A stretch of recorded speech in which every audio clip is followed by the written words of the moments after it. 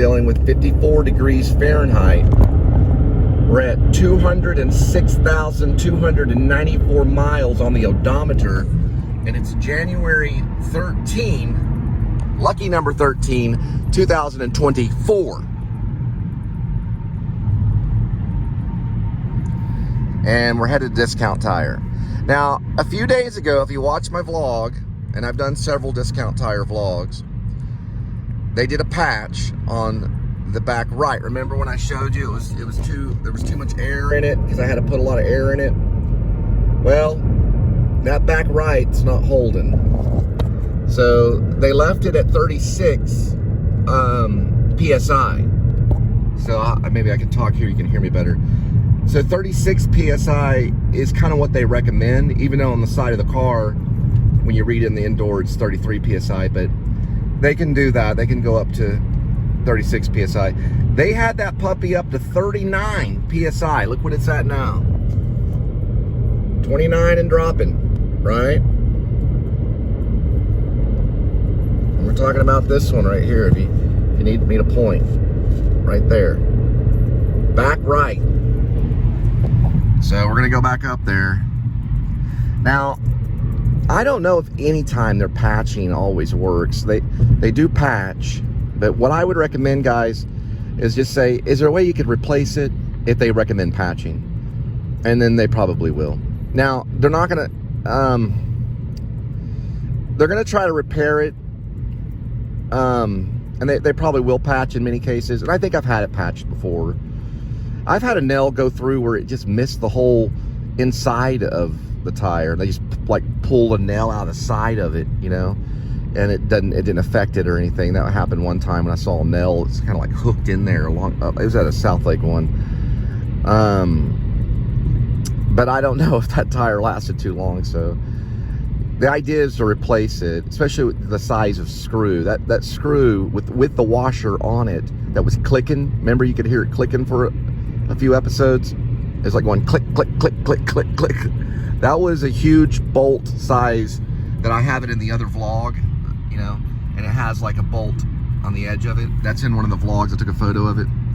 It probably made the photo of the current playbill that I put on my Facebook, which is part of the Please Subscribe show under, you know, it connects to the Cole Spivey YouTube. Yeah, we're gonna have to, you know, it's a Saturday. I work 7 days a week, but still, you know, there's Saturday cartoons that I'm missing and all kinds of fun stuff. And Linda's working hard on, you know, finishing up her, she's got Saturday chores. I don't want to get into detail, but we were going to go grocery shopping, which is what we probably would have done.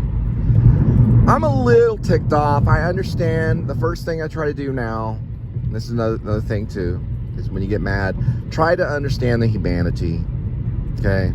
We're all in these little positions. We all have these occupations, regulations. People get confused. You can make a big deal out of it. I'm probably not going to, but I am going to stress the fact that maybe it could have been replaced, you know, and it jumped up to 30 right there, but that's just because it still should be at 36, you know. That's just the PSI reading it at a higher speed. But if it was replaced, then this trip wouldn't be necessary, and we could have went grocery shopping and slept in a little longer. Excuse me, I'm still getting over a little cold. I worked on some music last night, about 3 songs that we have down. Your Kitchen, I like, and I'm probably gonna do a re-recording of Your Kitchen. I'm probably gonna do a re-recording of Impossible too. I would like to maybe get a band, maybe at Guitar Center. I've come across some very interesting people. There's Lake Worth right there. I come across some interesting people at Guitar Center, and if you hang out there, there's the Lonely Boat Dog. If you hang out there, you run across musicians, and a lot of them use the cork board. They'll put up like, hey, looking for a drummer, blah, blah, blah. So maybe a drummer for possibly It's Impossible. That's the one that's Impossible Without Love. And then maybe even Your Kitchen, a drummer too. And might have Linda on the backup vocals on both of those. And then, of course, the third one, which is, I call it, okay, it's got several names. It's unnamed song number 7, or it's called song with words. And I don't know why I titled that, but I saw it the other day in the original written lyrics. And then it's also, I nicknamed it Harlequin. And that's the one that's, hey, Harlequin, yeah. It's kind of like a Led Zeppelin kind of thing. That one, maybe keyboards. And I might could put Linda on keyboards. But really all we can fit, you can rent those Guitar Center sound booths, and they're pretty good for $10 an hour. But we could sneak in a keyboard in there. Some of those keyboards, you can hear them on they have their own little speaker on there, and you get a mic close to that keyboard, get the vocals going. The only problem is you'd have to get a microphone, and we snuck in there even without even paying one time and did a recording. But usually it's $10 an hour. I'm gonna go Quebec way.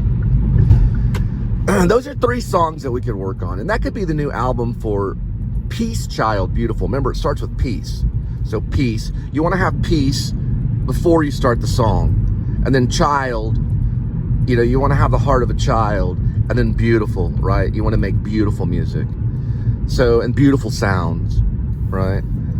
These guys are working up here, right this way. As beautiful as you can get it, because you're competing with a lot of other people that are making a lot of beautiful music. House of Blades right there. Reading about Jean-Luc Godard, he was the master. He was playful. He was such a playful filmmaker. He passed away last year, 2022, just this last year.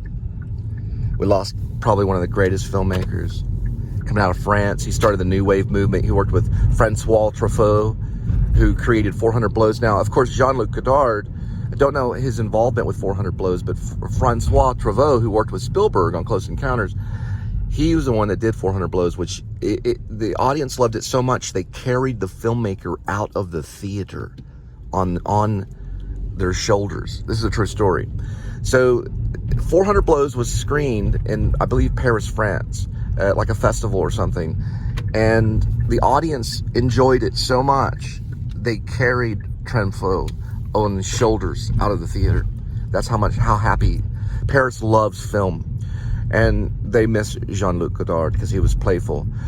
He also talked about a new word I found last night called misambine. And misambine is like, if you look at a mirror and then it reflects into a mirror, into a mirror, into a mirror, and then another mirror, and then it reflects in a mirror, that's misambine. But how it's described in the literature aspect is that it is a world within a world, is one way to say it. So it's when the artwork is represented within the artwork itself. And it's called miss and beam. I studied it last night. It's a new word. Very similar to, don't get confused with mise en scene, which means everything on stage at once. That's called mise en scene. That's different. Miss and beam has to do with a world within a world. It's a representation thing. It's a French new wave kind of movement thing. Avant-garde was mentioned too with Jean-Luc Godard, which means advanced guard, which also means new way of approaching, a new approach, as you could say it. He was also obsessed with militant stuff. He made a movie called Alphaville, which is really cool. And then, of course, he did Breathless, which started the whole new wave explosion. This is a pretty long one. It's about a 9-minute one. Here we go. And this is them. Discount. And I use them all the time. Looks like a halfway decent turnout today. All right, Discount tire. All right, this is the one right here. So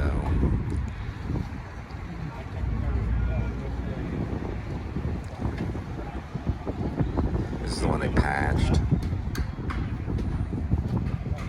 So we'll have to have them look at it.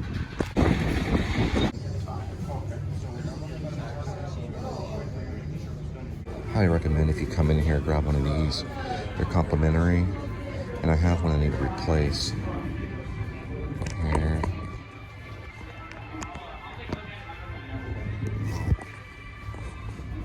Alright, looks like they got it. I'm gonna try out the discount.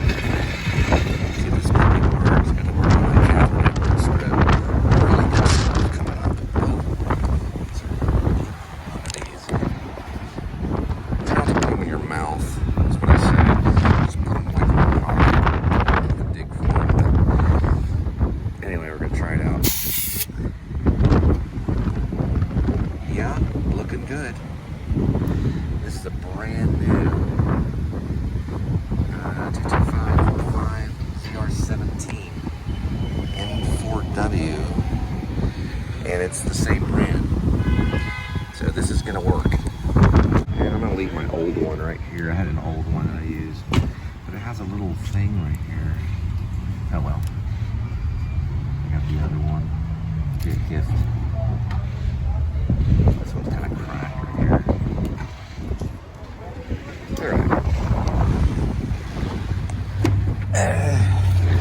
Yeah, it's going pretty good. She's talking about flowers for a while, and I have her speak aloud over her writing desk, which her mother had one too, which is interesting because my mother wrote, and my great-grandma, Nanny Wawa, was actually named Margaret Mitchell.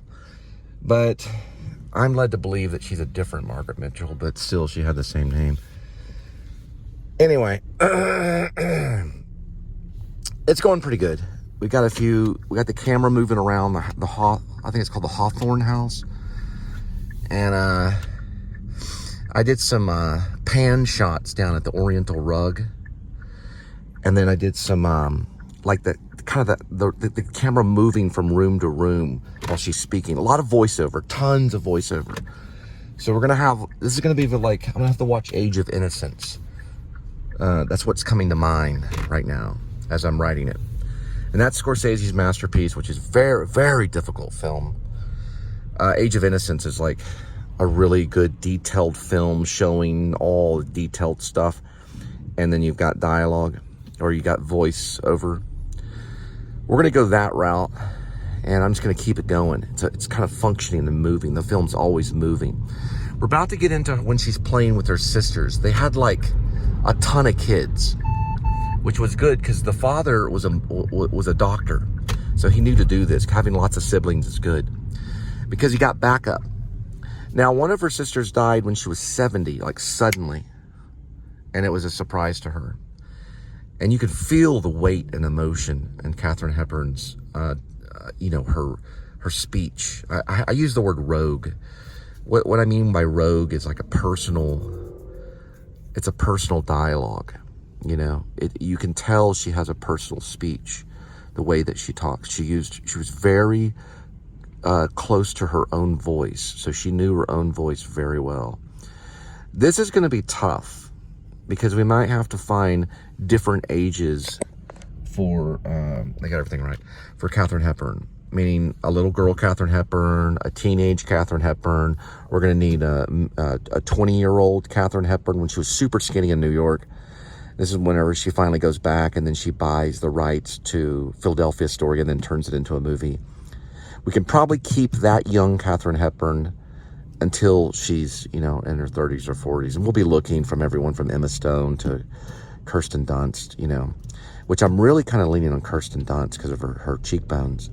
But for the older Katharine Hepburn, it'd be a sin not to use Diane Salinger. And I would absolutely probably leave the project. Because we got to have Diane for the older Katharine Hepburn because of her cheekbones. And she looks a lot like Katharine Hepburn. And kind of acts a little, Katharine Hepburn had incredible energy. And Diane does too. She's an incredible lady. And had mentioned a little bit of Katharine Hepburn.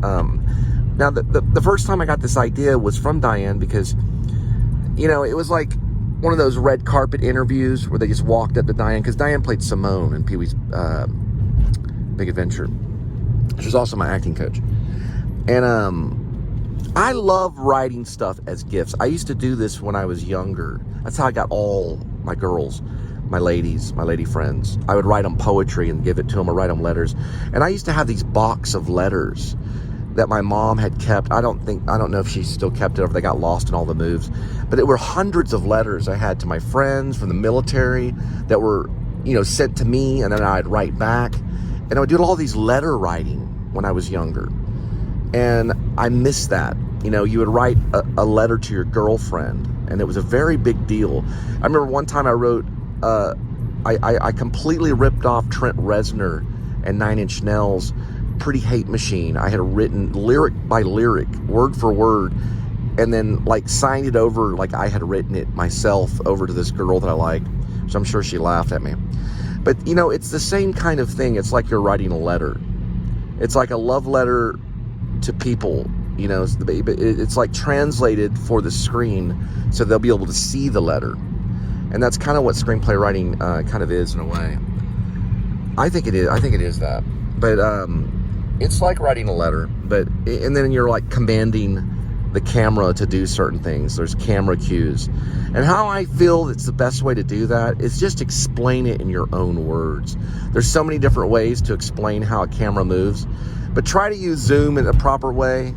Zoom is when the lens is changing, right? And it's zooming in. And then when there's pans and stuff, you'll figure it out eventually. Just read some Sid Field, or, read an old screenplay and pick it up, and you'll figure it out. But I have a lot of fun doing it. It's cool to look at her old photographs. Now, what I noticed about Catherine is that she was the prettiest of the girls. But the other girls were really, really pretty too. And I haven't figured out which one's Peg and all that kind of stuff. But she was very striking and stunning in the photos. You can tell it's Katharine Hepburn immediately whenever you see the three girls. You're not trying to figure out which sister is Katharine Hepburn. You immediately know. She was the one that stuck out and looked like a movie star. It's right there in the photos. You can tell just like that. But it should be a fun one. And the On Golden Pond stuff is going to be great too. This is like a lake right here. It kind of reminds me of On Golden Pond. I remember seeing On Golden Pond when I was younger, and there was Jane Fonda. Jane Fonda was such a beautiful actress. It's such a beautiful film. Henry Fonda and all that. I remember the emotional weight of what Katharine Hepburn brought onto the film. You couldn't watch that without a lump in your throat, And then Jane Fonda jumping off the diving board, showing off her beautiful body, even though she's an older woman, which she always did, and just showing off the beauty of life, which is what Katharine Hepburn celebrated. Another thing I noticed when I just did the research now, I studied a painting, or not a painting, I'm sorry. I studied a photograph, but in the background it was a painting that's hanging above the mother's writing desk, and it looks like a Roman lady kneeling, and then a man in a tunic kneeling, and there's an urn in the center. Now, I don't know if that's exactly what's in that painting, but Catherine was cremated. So she that's where she ended up. She ended up being cremated in an urn. And that's in that painting, and her mother is sitting at the desk, at the writing desk. Very strange painting. That's got to be in there. Because it shows her mother, she's sitting in a writing desk, and there's she's holding this feathered stylus. She's wearing this old 1900s dress. And right above her is this painting. And it's like a semicircle kind of painting kind of thing. And there's a urn in the center. It looks like an urn with smoke coming up in the painting. And she's kneeling. It looks like a Roman lady. And then there's another guy in a tunic or something crazy. And I looked at that for a while thinking, what is that? I bet she was cremated. Boom. Looked down and did some research on Google. Katharine Hepburn. She was cremated. Amazing. But the whole thing is just great. It's just great. Going in I really went in there in my head, really going into her house, having the camera move to this French furniture. I chose this ox-lip couch with a stiff back and deep, all this stuff is in there. Looking forward to this. It looks like a fun thing to write. Just loving it.